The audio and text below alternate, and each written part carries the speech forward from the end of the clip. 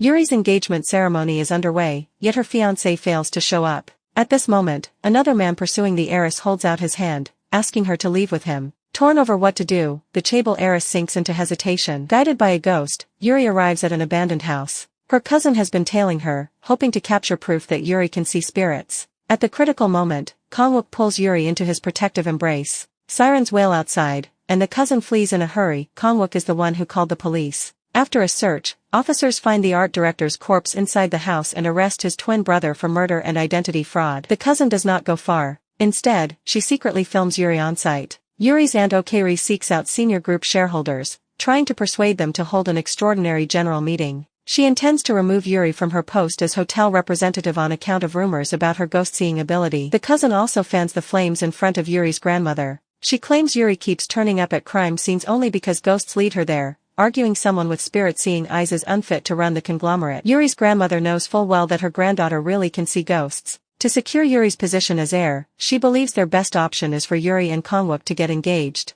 An engagement will prop up the group's stock price and strip shareholders of ammunition built on rumors. The thought of engagement weighs heavily on Yuri's mind. That night, she calls Kangwook and asks to meet at the hotel most precious to her. She tells him the hotel was her father's 10th anniversary gift to her mother and holds irreplaceable meaning for her. Should her cousin become the heir, the hotel will be torn down, and Yuri will lose the last place preserving her parents' memories. Kangwook promises to fight alongside her for the hotel. When Yuri brings up the engagement and worries it will burden him, Kangwook shakes his head. He feels no pressure. Having spent time together, he has seen what a wonderful woman Yuri is. He is in favor of the engagement because his feelings for her are genuine. Alone in her office, Yuri covers her face, blushing at his sincere words. Then Kangwook suddenly remembers Yuri was born in the year of the monkey. His own grandmother has long warned that women born in the monkey year clash with his fate. To get the marriage approved, Kangwook borrows his colleague's wife's birth chart details. Sure enough, upon hearing of the upcoming engagement, Kangwook's grandmother immediately asks for the bride-to-be's birth information. Kangwook lies and says she was born in the year of the goat. The grandmother consults a fortune teller, who confirms their birth charts match perfectly and that the bride will bring him great fortune. Delighted, the grandmother gives her blessing over the phone, and Kangwook finally breathes a sigh of relief. Soon Yuri's grandmother requests a meeting between the two families. On the day of the formal introduction, Kangwook's grandmother arrives at the hotel first. She assumes her future granddaughter-in-law is an ordinary hotel employee. Yuri's grandmother suddenly feels unwell, so Kangwook's grandmother helps her to sit aside. The two elders hit it off and chat warmly in the lobby. Kangwook's grandmother mentions the fortune teller's prediction that her future granddaughter-in-law has the fate of a devoted wife, fully capable of supporting her civil servant husband. Yuri's grandmother replies that she is highly satisfied with her future grandson-in-law, adding that few young men these days are willing to move into the bride's family home. Kangwook's grandmother congratulates her on her good fortune. At that moment, Kangwook and Yuri call out Grandma from behind them. The two old women realize they are each other's in-laws to be. The warm mood instantly fades.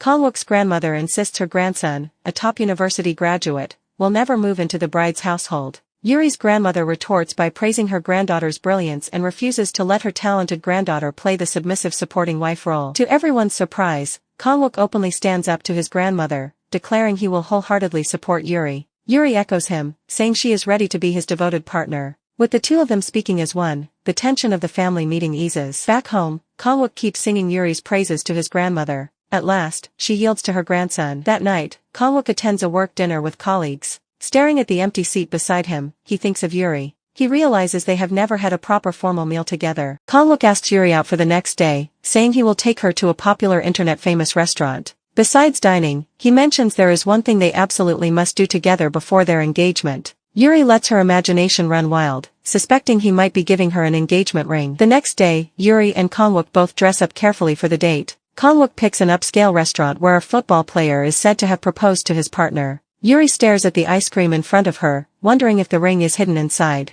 She scoops up spoon after spoon, yet no ring turns up. After the meal, Kangwook takes her for a walk. Yuri's hopes rise again, thinking he will pop the question while they stroll. Sure enough, Kangwook tells her to sit on a bench and says he needs to fetch something extremely important from his car. Yuri waits brimming with anticipation. Moments later, Kangwook comes over, drops to one knee and holds out a box, which he slowly opens. But upon seeing its contents, Yuri's high hopes instantly crumble. To Kangwook's shock, the box contains nothing but his acupuncture needles. He has grabbed the wrong box by mistake. Yuri spends the whole night feeling let down, while Kangwook beats himself up. He had practiced proposing countless times with his colleague just so he could give Yuri the ring. A few days later, Yuri tells Ma Yongwon that their engagement date has been set. Disappointment washes over Ma Yongwon. He admits he cannot bring himself to be happy for her and openly confesses his love for her, though he has missed his chance. Still, Ma Yongwon refuses to give up, vowing to win Yuri over by other means. One day, Kangwook's superior pulls him to a dinner and introduces several powerful figures who abuse the law. The superior has heard rumors that Kangwook is about to marry into a wealthy family and expects him to get free golf vouchers from Yuri's conglomerate. Refusing to join their corrupt circle, Kangwook walks straight out of the banquet. What Kangwook does not know is that the dinner was arranged by Ma Yongwon, hoping to dig up dirt on him. Later, the superior reports to Ma Yongwon that Kangwook has virtually no skeletons in his closet. The worst they can do is reassign him to a rural post. Ma Yongwon decides a demotion is not enough to hurt Kangwook.